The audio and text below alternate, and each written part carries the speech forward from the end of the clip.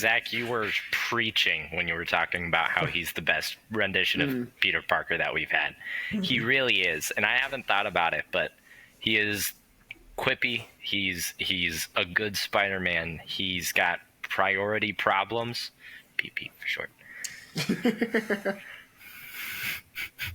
Josh, I can't. This is a Christian podcast, Josh. He's got problems with his priorities. Yeah. There we go. Still PP. I've started something I can't stop. I just You have you can't on stop to it. fill. It's self-sustaining now. I have you on just to fill the funny moments episode. Honestly, that's your only purpose here. I'm honored. Your purpose is to be gay. So keep going. No! Stop! On a podcast with only men, that will not go well.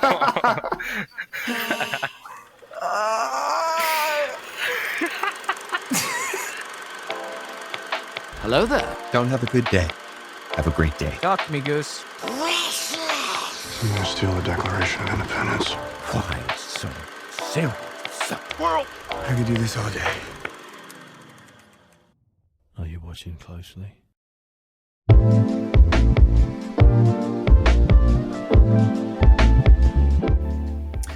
Zach, explain Peter B. Parker's butchering of a character in the second one. Though I disagree with you slightly. I want to hear. No, I'm not saying he was butchered at all. Okay. What was your argument then? What were you saying? I was saying that he was just very sidelined.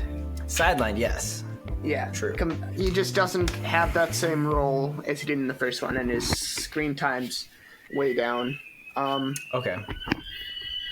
Well, I mean, I liked. Wow, that was some loud squealing. Yeah, I think that's I don't Josh. know where that Sorry. came from. Sorry, that was the tea. Tea's done.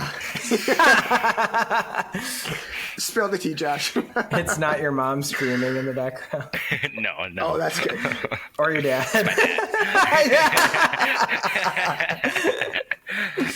Anyway, going back to what I was saying. I mean, I would, as I said earlier, I think Peter Parker, or Peter B. Parker, might be my favorite interpretation of the Peter Parker Spider-Man character.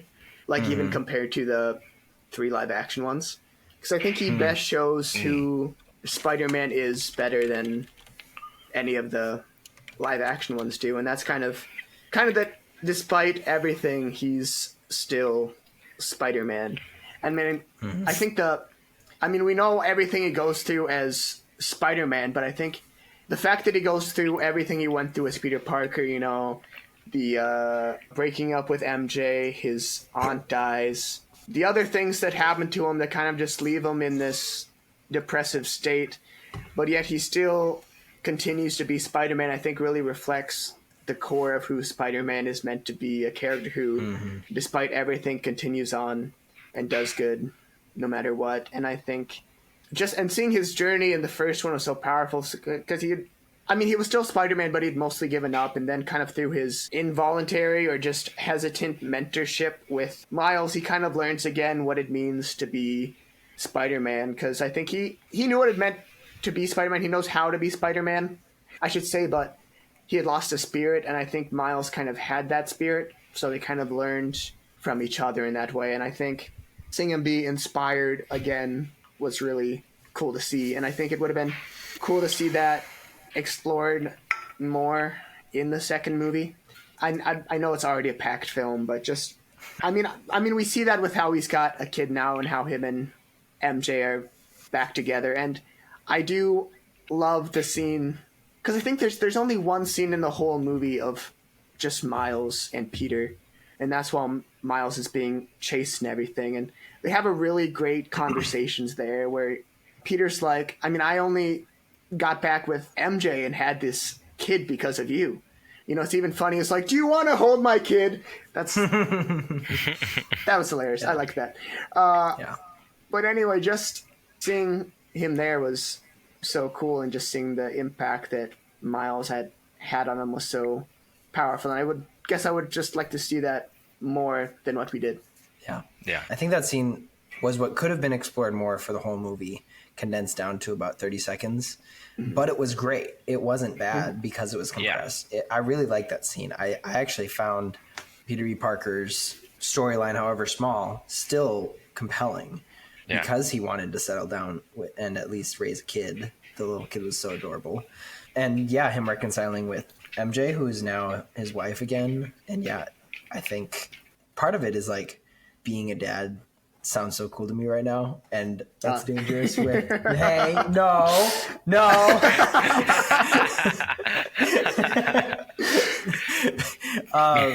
Baby fever hits hard once you're married. But I can only imagine. Yeah. So that scene, or those scenes with him, and especially him running around with his daughter, who has some spider powers apparently, is just so cute. And I think that's the same YouTuber who had pointed out the flaw in like, why does he have a canon event if he's not supposed to be Spider-Man, and it just ruined the movie for him. He also pointed out that, he's become a beta male, and I'm like, no, he's just being a dad. Like there's some sacrifices you have to make, and he's decided to sacrifice being Spider-Man for a bit officially so that he can be a dad. Now he keeps doing it, but I think that's great that he did sacrifice being a dad so he could be Spider-Man. I think that could be a whole story as well of an older Spider-Man who has a child and has to learn how to deal with life things, and like the same way that MJ is vying for his attention in a lot of these movies and is like, why aren't you going out on our date, or don't cut our date short, or we were going to do this or something like that. What if instead those problems were you were supposed to take Pete to soccer practice and you didn't because you were off saving the city from Rhino or something? Like that would be a cool story. Yeah, I do want more Peter B. Parker. Zach, you were preaching when you were talking about how he's the best rendition of Peter Parker that we've had. He really is, and I haven't thought about it, but he is quippy. He's a good Spider-Man. He's got priority problems. PP for short. Josh, I can't. This is a Christian podcast, Josh. He's got problems with his priorities. Yeah. There we go. Still PP. I've started something I can't stop. I just You have you can't on stop to it. fill. It's self-sustaining now. I have you on just to fill the funny moments episode. Honestly, that's your only purpose here. I'm honored. Your purpose is to be gay. So keep going. No! Stop! On a podcast with only men, that will not go well.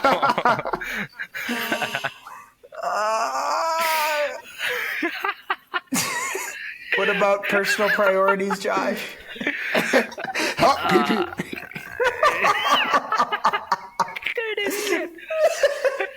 Children. We're literal children. That's the problem. Children of God. Yeah! That doesn't make it better. Reeling it back. Kind of.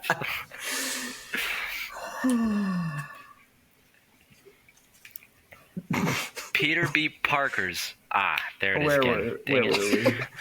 Peter Parker? Peter Parker? No.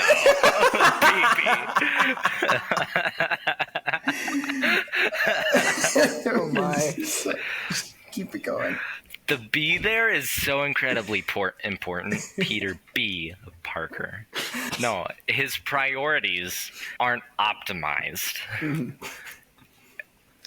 They are suboptimal. I'm really having a hard time trying not to. I'm trying to keep my mind from going back into the dumpster. No. Peter B. Parker is Peter P. Parker. Okay. Josh, lock in. Peter B. Parker is the best Spider-Man that we have had. He's quippy, and he still struggles with his time management, and that's like a key part of Spider-Man, and he finally figures it out. And we've seen like his whole story, but we don't need to see every detail. We don't need to start a new Spider-Man trilogy for this Spider-Man's storyline, because we've got most of the details. We know the canon events. We know what's going to happen, but we just see it work in a person so well like Peter B. Parker does. Like his quippiness, he's funny, and he makes it out to have a kid.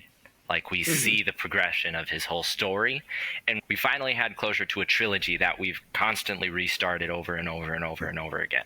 And it's refreshing to have an ending, somewhat of an ending to a story. And I think his... Thor, do you want to say hi? Oh, we Say can hi, get a Thor. dog say hi? Hi, hi, Thor. Thor. Thor. Thor. Thor.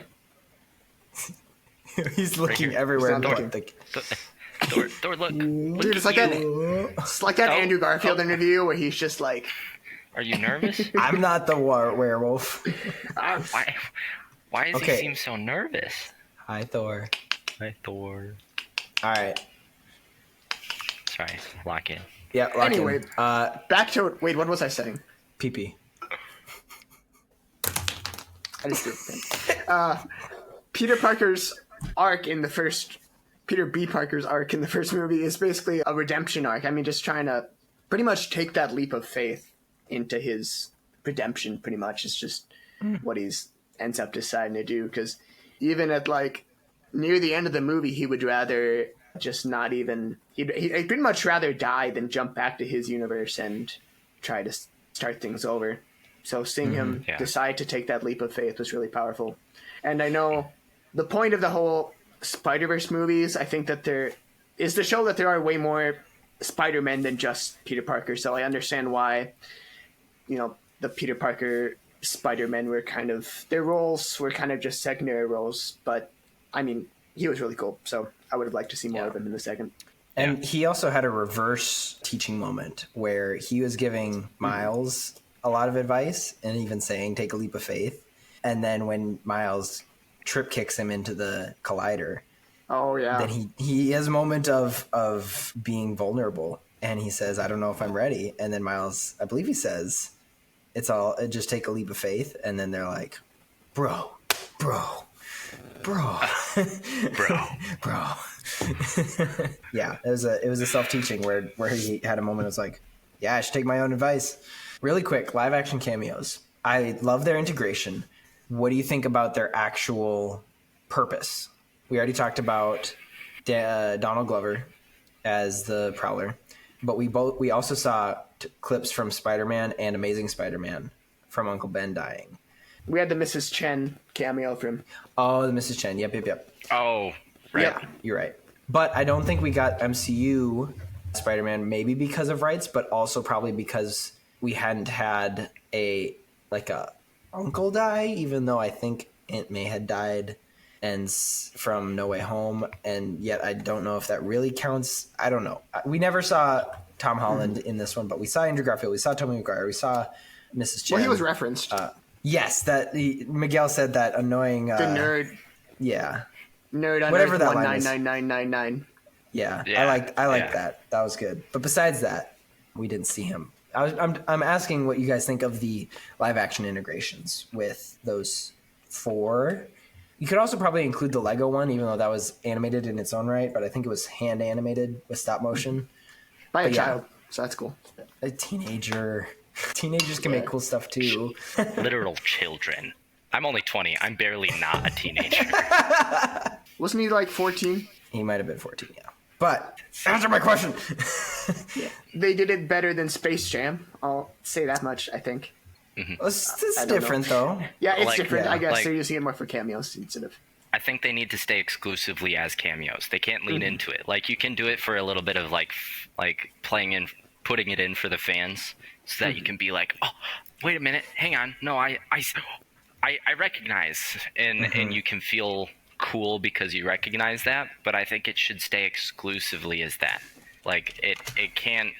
We've already got so many worlds colliding and so many universes. We can't try and bridge universes together, because that's where plot holes and a lot of problems start to come about. I already have my quarrels with the line of Miguel saying, like, don't even get me started in Doctor Strange, and that line where he's talking about the world something 9999. I don't like that, because then it gives the idea that Miguel has some influence on that world as well, when he shouldn't. He shouldn't be a part of it, which is kind of the problem that the MCU is falling into a little bit right now with Kang and all of that sort of like storylines where multiverses are difficult to have work because there's so many details and so many variables to where there's a plot hole for everything. And there's an explanation for everything. It's like, oh, just another universe can fix this problem. And as long as they can keep the live action cameos as just a cameo, I'm okay with it. But it shouldn't be referencing like an ability to go to that universe, which it already kind of does. I don't like that. Yeah, Endgame walked the line with actually interfering with other universes and taking bits and pieces, and that has set us off on the multiverse saga, which has been a disaster so far. But their point was that yes, they were going to take items to use them and then bring them back. But with Spider-Man, it's a little bit different because there's not really, with the Spider-Verse, not necessarily the multiverse, but the Spider-Verse, there's mostly parallel stories going on. They're very similar, just slightly. That's what's so fun about them. But yes, if they're just cameos, they're fine. If they start becoming integral to the story, like let's say this is the movie where Tobey Maguire makes his return as Spider-Man, like officially, not just as a cameo. Yes, they used it in No Way Home, but also like he's a part of the team. Like he's with Gwen, Spider-Punk, and Miles. Like he is on that team. I don't think that would have worked well. I think having him as a video cameo and then maybe, I don't even know what it would have looked like to have a live action Spider-Man in the midst of the whole Spider world. But yeah, keeping it as cameos is good. But I did want to ask Josh, before Zach goes, you played Spider-Man 2, the video game. I did. Did you unlock all of the collectibles? I did not. You did not. Did you hear about this? Wait, don't I have a platinum on that? Hang on. oh, I did do all the collectibles. I do have a platinum trophy on that thing. So I platinumed it in a weekend. That's really sad. Oh my gosh. Impressive, but sad. When you collect a certain collectible in Spider-Man 2, you get a cameo from that looks like the Spider-Verse movies. I don't think it's anyone from the movies, but it connects the worlds. Like I love the Spider-Verse in the sense that comics are connected to live action, are connected to animated, are connected to video games. That's the point. And that bridge that gap again. And I don't know if there's going to be anything outside of the video game cameo and the actual movie of Spider-Verse movies. Like I don't think if we get a Tom Holland Spider-Man 4 that there's really going to be anything more into that. You never know because Marvel's getting greedy and whatever they can get their hands on, but I think it's going to stay mostly as Sony Spider-Verse movies and maybe a cameo in like the video game. Like I like that addition to that to Spider-Man 2. Yeah, I think the thing in Spider-Man 2, I think there was a deleted scene from Across the Spider-Verse that was meant to connect that even more. I'm not 100% sure, but I thought there was. I don't think they released it or anything, but I think there was a scene deleted that would have connected it. I think Toby and Andrew's short cameos work in Across the Spider-Verse because archive footage and they're on screens, so I think it's, it doesn't look as weird.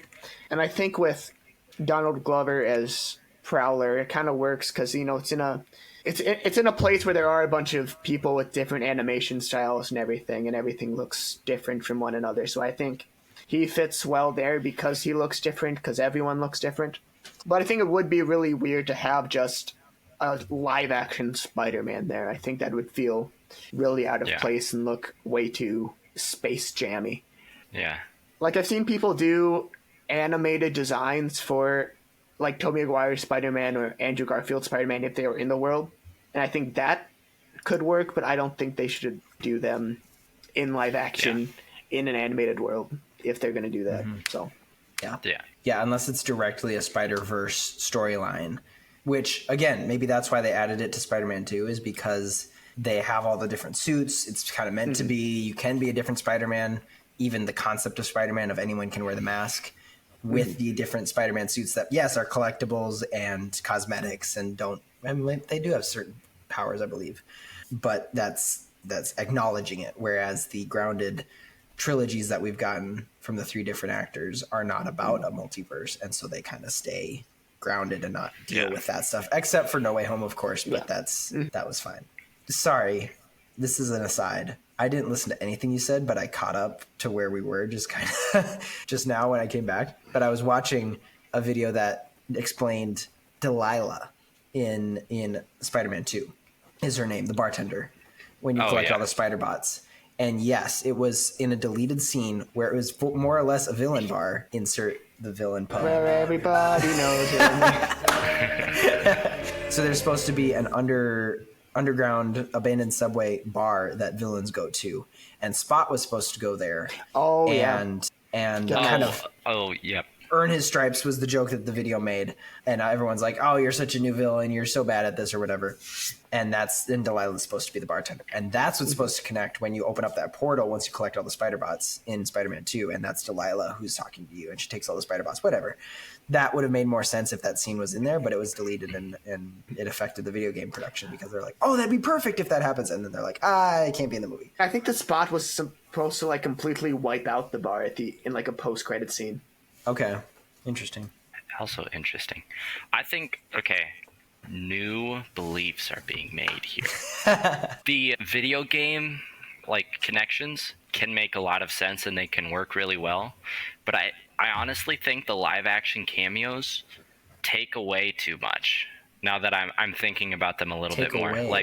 Like it's making the universes collide a little bit too much, and Doctor Strange and everything he was doing just make stuff confusing, and it's just bringing more complexity into the world by just adding a lot of universes. Like you can have the Spider-Verse universe that can bridge into the video game universe, because the video game universe just feels very off on its own, doing its own thing. But the MCU is now being connected with so much that it just doesn't feel like it should tie in at all with the Spider-Verse universe. Like they just feel so separated. I have a hard time imagining it at all. Well, and we haven't talked about how Madam Web connects to all this. Just kidding. Oh, no. She's supposed to be the master of the multiverse or the Spider-Verse, and that didn't happen. But maybe we'll get that in Madam Web 2. Because that's going to happen. Yeah.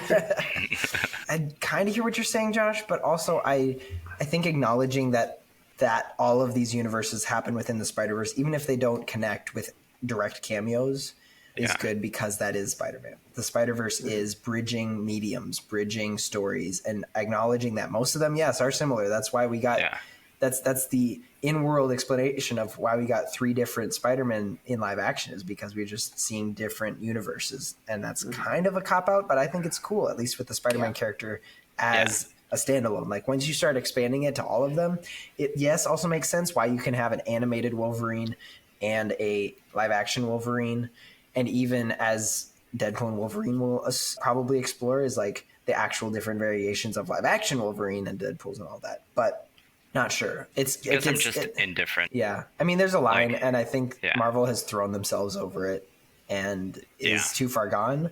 But I can't exactly tell you where that line is, because acknowledging it is one thing, making it a part of your story is another. Maybe that's the line. I guess my quarrel is just the writing of Spider-Man into the Spider-Verse is so good, and I don't want to connect it with much worse writing. I want to keep them separate. Sure. Don't touch my movie. You know? Don't touch my hoo-la-la. Don't touch your what? Ooh, you touch my ta-la-la. Oh, it's a ta-la-la. Ooh, my ding-ding-ding. Or my ding-ding-dong. Pee-pee. Pee-pee. That's not making it. Good. It was kind of just another aside, but do you remember when it was rumored that we were going to get Tobey Maguire's Spider-Man 4, but in the animation style of Spider-Verse? I did not know that. I remember hearing that they might have been developing a Spider-Man 4, but I did not hear about the animation part. I think there was a rumor. Maybe I'm just making that would have been even worse. That would have been worse. It's like, it's not... Would it have been the original Raimi trilogy Spider-Man, or would it be another universe that was close enough, only it's in a different universe because it's animated? Well, I think it would have still been the same universe. It just would have been animated, which kind of goes against the rules of Across the Spider-Verse, but... Yeah, I don't like that. I think it should maintain the same medium. Yeah. I mean, part of it is like, you shouldn't get too caught up in the in-world universe explanation if you just want to make a cool movie. Like part of it is just Yeah. take the movie as is. It shouldn't be connected. It's fun if it does. We've become very spoiled with how our movies have connected. I've even called myself out on making it a cinematic universe. I think we were talking about DCU or something, and I'm like, maybe we should just make individual movies that don't connect. That'd be crazy idea. Yeah. Who'd have thunk of making their own movie that is just a movie for the sake of being a movie? It's true. We don't have very many one-offs anymore. Like, there's not many movies that don't get a sequel, and even the ones that were originally just going to be one single movies get sequels. We keep on seeing that, like Inside Out. Now, I'm not arguing about Inside Out 2. I saw it, and it was great. I really liked it, and it did fantastic. But I never asked for it. Inside Out 1 was perfect in its own way. Yeah. For example, I have to bring this up because I just found out about it today. Most Nolan movies do not get a sequel unless it's specifically a trilogy, which I think is Like just the Dark. Batman. Just applies to the Dark Knight. But Interstellar is coming back in to IMAX for the 10-year anniversary in September, and I will pay so much money to go see it. I need to see it in theaters. Just saying, throwing that out there. That would be a movie that you need to rewatch. Not that it's. I think of that just because you can't make a sequel to Interstellar. Like Nolan knows how to make. There's an IMAX in Minnesota? Not a true IMAX. There's plenty of IMAX theaters, but true IMAX is only kind of central states. There's only a few of them. I saw it in theaters back in January. Just a regular though. Yeah. Okay. But it's still really cool to see in a theater. So. Yeah. I mean, on the note of seeing movies in theater for the experience, we just saw Twisters in Dolby Atmos, which was just by happenstance because of the time, like the show time. But it was so worth it. I've seen people memeing about the 4DX theater showing of Twisters where it literally throws you everywhere and sprays water at you. I don't want that.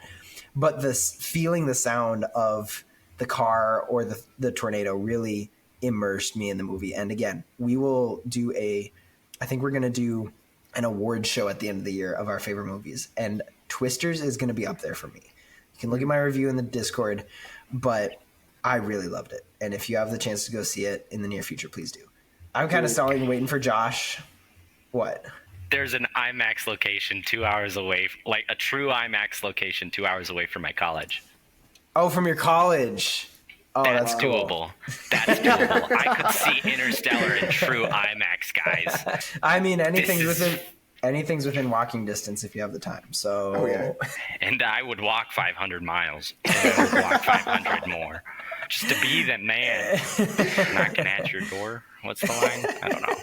POV, you're IMAX. I'd chase you down. It's a great song. Yeah. As we wrap up, because we're getting pretty... Hour and 41 minutes. It's not going to be that once I've edited it, but yeah. Nope. Fair enough. What do you guys want from Beyond the Spider-Verse, and what do you expect? Because they don't have to match. What you want could be totally unrealistic, and what you think will happen is what logically they would choose. I want to hear what you think of that. I want blissful unsatisfaction. Unsatisfaction? I want a story where everything I want doesn't happen, and it makes me still content with the outcome. Does that make sense? Like I think of stories like The Last of Us. Great story. The ending of it, it's something that you want to happen but don't want to happen at the same time. I want a confliction of feelings in Beyond the Spider-Verse. Sure. I want something to happen that makes complete sense, and I want it to happen, but I don't want it to happen at the same time. I want there to be a conundrum of emotions, and I want confusion to be my main emotion. Okay, that's very vague. Can you give me an example of how that would play out? It is very vague. I want Miles Morales to hang up Spider-Man and leave to be a Spider-Man for another universe and say goodbye to his dad. That's what I want. I want him to go to the universe that doesn't have a Spider-Man because he sees how much work there needs to be there, but he saves his dad, but he still has to say goodbye. Where it's like that's the price. I wanted him to save his dad, but I didn't want him to still have to say goodbye. You win, but you still don't get to rejoice in your reward, if that makes sense. They're like duty calls sort of thing. Sure. Like a kid going off to college. I feel like this whole this whole story is Miles's growth and his ability to become independent as a Spider-Man. And I think his true test will be going into a world that doesn't have a Spider-Man and fixing it. Like that confliction of like, I know I have to, but I don't know if I have the strength to do it. And then has another leap of faith. Like I want Miles to win and I want him to come out on top. And I want this whole canon event thing to go away. And I want his dad to stay alive, but I want it to cost him not being there. Follow-up question. Do you think that's what's going to happen? / what do you think they will choose? Like that's what you want if you were the director. Which direction do you think they're going to go? Even if they don't follow what you want. I think the way that they're going to go is they're going to keep Miles' dad alive. But I think Miguel is going to have some sort of backstory that's keeping the world's, the canon events. That's like, he's the reason that they're causing to go like haywire or something like that. And Miguel is to blame somehow for this, making him a true bad guy. And I think they're going to lean into him like having something wrong with him that like makes his role pivotal in how everything goes, rather than him just trying to stop stuff from happening. He's the reason it is happening. Sure. That's the way I think that they're going to go, if that makes any sense. Where do you think the characters are going to be at the end of Beyond the Spider-Verse? I love Spider-Gwen and I love Miles. I want them to be together, but I don't think that's going to happen. I don't think so. I think Spider-Punk is going to be off doing his own thing. I think he's just going to stay independent. I think the Miles Morales of the New World, the Prowler Miles Morales, I think he's going to become like a main enemy, and it's going to... You know how the Amazing Spider-Man 2 ended, where it's Rhino in a fight scene? I think it's going to end with something similar to that, where the two Miles like become enemies, but it's still a finish because it feels like, okay, there's still conflict, but this conflict is nothing compared to stuff that I already went through and saying goodbye to people that are very big in my life. So it's gonna like end with more to be told, but it's never gonna be told. I can definitely see the writers going that direction. Sure. Peter B. Parker is gonna be doing his own thing. Zach, same questions. What do you want? What do you think will happen? And where will the characters be at the end of the movie? Well, I think it's going to be one of the biggest superhero movies we've probably ever seen, would be my guess. That's a lot. That's a lot after Endgame, No Way Home, probably Deadpool and Wolverine. Do you think we can handle these big superhero movies one after another?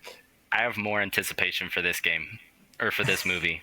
I have more for this one than I did Endgame, and that's a big statement. Well, yeah, sorry. I forget that Across the Spider-Verse took over last summer. Sorry, keep going. I'm going to look up the number. I'm kind of afraid that these big multiverse films might be a bit stale at that point. That's kind of my fear. I think it's... What, Seth? Worldwide, Across the Spider-Verse didn't even break 700 million. Barbie and Super Mario broke $1 billion. Oppenheimer barely missed $1 billion. So yes, Spider-Man Across the Spider-Verse was big, and a lot of people were talking about it, but it did not break top 5 of last year, which was interesting to me now that I'm looking back on it, because I thought it was... Fast X beat Across the Spider-Verse. Come on. Yes, it's highly anticipated. You're right. As I was saying, my fear is that multiverse films are going to be a bit stale at this point. But I think the Spider-Verse movies do a way better at like authentic storytelling than most of these multiverse films do. You know, most of these multiverse films like Doctor Strange, No Way Home, Deadpool and Wolverine, they're just kind of just doing the multiverse for nostalgia's sake. But I think the Spider-Verse movies have really captured the full potential of the multiverse by showing us all these different characters and these characters we haven't met yet, instead of just giving us all these characters we've met before. So I do have more hope for that than I would for another nostalgia multiverse film. But I think we're definitely going to see the Spot as the main villain in these films. I think, or I would say I expect the conflict with Miguel to be wrapped up probably by like the midpoint of the movie is what I would expect, because then we'll see them team up to try and stop the Spot. And I think we'll see, dude, it'd be so cool if we had like a final scene where there were just like thousands of Spider-Man swinging around the spot. Because we've seen there's been the concept art where we see like a giant spot like just over a city. You know what I'm talking about? Just kind of seeing like a giant spot standing over a city.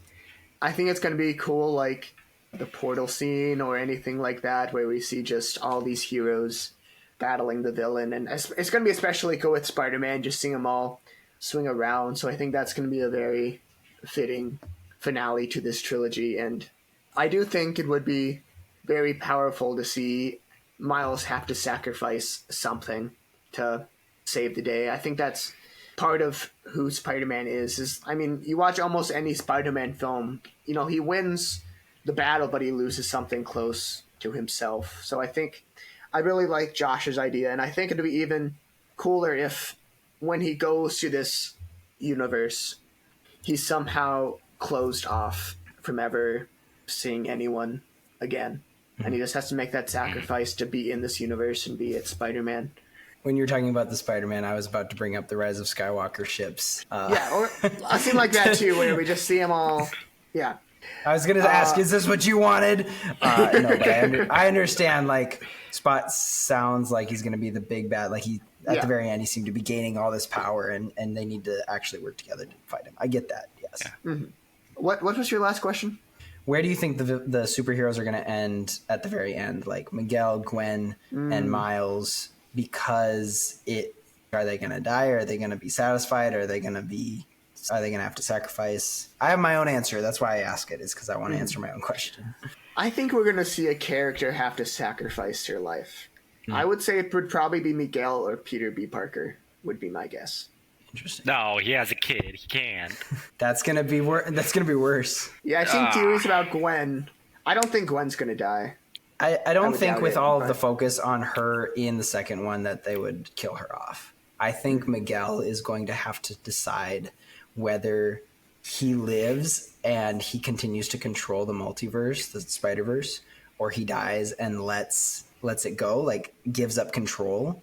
Whether he'd pass it on to Peter B. Parker. Whether ambiguously or to a character that we already know. Josh thinks Peter B. Parker. I'll give you my answer right now.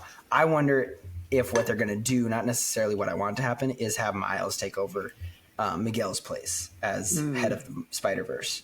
Not that that's the best decision, but I feel like that's something they would do, where Miguel is the only one who can save somebody or something in this certain situation, and he has to decide, all right, I have to trust this punk that I just beat up for a little bit because it's what's best. Like, what is best for the multiverse is his mindset, and in that moment he realizes that's what's best is giving up his life, whatever that situation is. I think that's a conflict that would make a lot of sense. Okay, what I want to happen in Beyond the Spider-Verse, I think there's going to be more mix-ups between universes. Yeah, I've already given what I think is going to happen with Miguel. Miguel is going to learn to soften up and to realize what love is, and that's putting others' needs ahead of your own.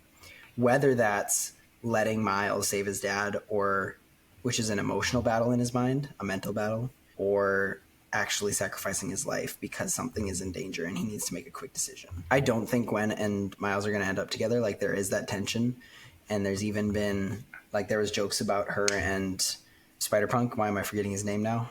It's just Spider-Punk. Yeah, about them being together and that, but I still don't think that they would resolve that in that way.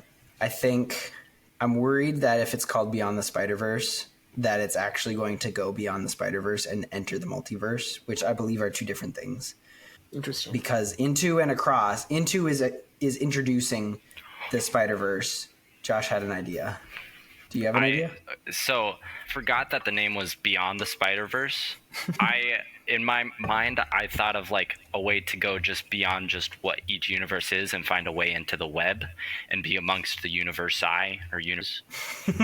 and like, if it's beyond the Spider-Verse, it's like in the web and fixing up a canon event that has happened. So maybe that's what the beyond means, and it means being in between Spider-Verses rather than in a single one, if that makes sense. Like in the Wood Between the Worlds in Chronicles of Narnia or something. Yeah, exactly. Yeah, I think that'd be the logical one to stay and keep it within the story that I think they should tell, but also again, they like money, and if they can promise that you're going to see non-Spider-Man characters, that's going to be a draw for more people, or maybe a pushback. I don't know if it'd make as much money as they think it would. I think it would lose them money. I mean, Zach's been messaging me about all the cameos that they've been teasing from Deadpool and Wolverine, and how they're kind of ruining the most of the movie of like who's actually going to show up and be a surprise. It's like and like in the week before the movie comes out, they just dropping all these trailers now to reveal new characters, and it's just like, why are you doing that now when the movie's coming out? So yeah, I've always had a problem with that, with revealing too much before the movie, and I feel like if they went beyond the Spider-Verse to other characters, they would do that. They would try and get people in to say, hey, do you want to see Captain America in a different format or something like that? Like if they connected What If, or even X-Men 97. Yep. X-Men 97, and connected that just because it's animated. I don't know. I hope that doesn't happen, but it's also in the realm of possibility. That would really take away from the whole thing, I think. So I don't want to see that. And then how I think the characters are going to end, I think it's very possible Miles ends up in Miguel's place some way, somehow, whether he defeats Miguel or Miguel sacrifices himself. But yeah, that might be what Josh said about giving up relationship with his dad. Like his dad survives, but he has to now be separate and be the god of the Spider-Verse. Could be interesting. I think of the ending to How to Train Your Dragon, that trilogy, where Hiccup has to say goodbye to Toothless because it's just what's best. Like, he understands that being together is hurting both of our relationship and being able to grow apart from each other. Like, that's the best decision, and I think that's the decision Miles is going to have to make, where he loves his dad so much he's going to keep him alive and do whatever it takes, but ultimately he understands that he's better off on his own, and he needs to be on his own. Yeah, I like that. I'm excited to see it. Can I ask my wrap-up question from the last step that I did? Oh, in the last yes, episode? of course. How could we forget Zach's wrap-up question? Go ahead. Can I do it? Well, I'm going to ask you it to can do Josh it. first because he wasn't here for the last one. Okay. I don't think he's heard it yet either. So, where do you see God's fingerprints in the Spider-Verse movies? I can see parallels, but You don't even know what this question is from, do you? no. Am I supposed to? How dare you? If you listen to the podcast, yeah. Yeah, if you were an actual fan. Is it from the audio drama? No, No. it's from my interview with Paul Acey from Plugged In. And Zach listened to it and heard him say something along the lines of the fingerprints of God in everything in media or something. And it's a good question. I like it, and that's why I've allowed Zach to ask the question. I think his fingerprints are found in the art of storytelling and in the ability to, I think movies are a form of art and using God's creation to its fullest. Like it's a form of just using God's creation to and making beauty out of it. And I think the writing is using talent that God has given people. The art is also using talent that God has given people, and I think his fingerprints are on how beautiful the movie is. Like, it's just awesome for the sake of talent that we have. I think that's where I see it. I liked our dissection of the leap of faith. Miles wasn't really trusting in anything. He was just trusting in his instinct and the spider powers to make itself manifested and to just be there for him, like sort of like the cast yourself off this building and the angels will catch you or something. Only it's his spider powers instead. With us, when we take emotional leaps of faith, we do have a trust that even if it goes wrong, God's got it in control. And I think that's the Into the Spider-Verse theme. I haven't really thought about Across the Spider-Verse and how that connects, but I also know that there's, with canon events and how it's infiltrated pop culture, it's a lot about providence and what is allowed to happen, what God has control over, what you have control over, and God's sovereignty is another part of it. It's like Miguel is playing God and making sure all of the universes stay together, and that's God's job ultimately is to make sure that his glory is being shown in everything ultimately, even through hardships, but also knowing that he is perfect and doesn't have anger issues like Miguel does, and trusting in that. And that connects back to trusting in him with leaps of faith emotionally. So Bars. what about you, Zach? What about me? Sorry, I'm really hating on this, but I really like it. I really appreciate you being intentional about this. Thank you. I hope you keep it for every episode. But If I anyway, remember. Every single one. well, I think the first movie is a lot about comfort zones and leaving them. And I think that's kind of really a big part of what the Christian faith is that God's going to call you to leave your comfort zone in one way or another. And it just takes that leap of faith. And that's what's so cool kind of about the leap of faith scene is that it's kind of like no matter how big it is, you just got to take that leap. I mean, I don't want to get into the jumping off building, but don't jump off any buildings, but take that figurative leap of faith knowing that God's going to be with you and protecting you through all of it. So I think that's really the kind of where I see God's fingerprints the most in the first one. And I think in the second one, as I was talking about earlier, like bad things are going to happen and we can't always avoid them. But at the same time, we can't stand by and just let them happen, which is very complicated. But I think our faith also gets complicated like that sometimes. And I think just understanding God's provision and timing through all of that is really important. It's great. Amen. Well, 2 hours in, maybe not for the listeners, but it's been great. I'm excited to see if this is one of our longer episodes. It will be, I'm pretty sure. I still have yet to beat the soundtrack episode, which also doesn't count because we played a lot of the songs in their entirety. But that one's almost 2 hours. Still one of my favorites, and hopefully doing a sequel very soon. But yes, thank you for sticking with us for this whole episode. We've had a lot of fun, a lot of laughs, a lot of funny moments. We got some funny moment clips. I'm sorry if your ears are bleeding from all of our crew jokes that we've made. But yeah, thank you guys for sticking with us. We just hit 400 subscribers on YouTube. Josh is more excited than I am. That was really gay. I'm really not helping myself at all.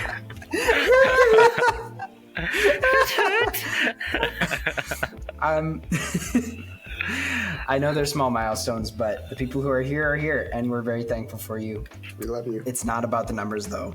It's just about having a community. Again, I encourage you to join the Discord where we can talk about these things. I was excited to get a lot of stuff wrong about the Flash last week, but it's still good. It's still fun. We like talking about stuff. Join our Discord. We got some good stuff going on there. Follow us on Instagram and YouTube and Facebook. Maybe if you're a Facebook person, you can be a Facebook person. There's no judgment. But make sure you're here next week for the next episode, which could be fun. I know it'll be fun. It's always fun. Until next week, knowing that you are loved. God bless. Peace out, brethren. Thanks for watching, Mom. Does she listen through the credits is the real question. She skips to the credits.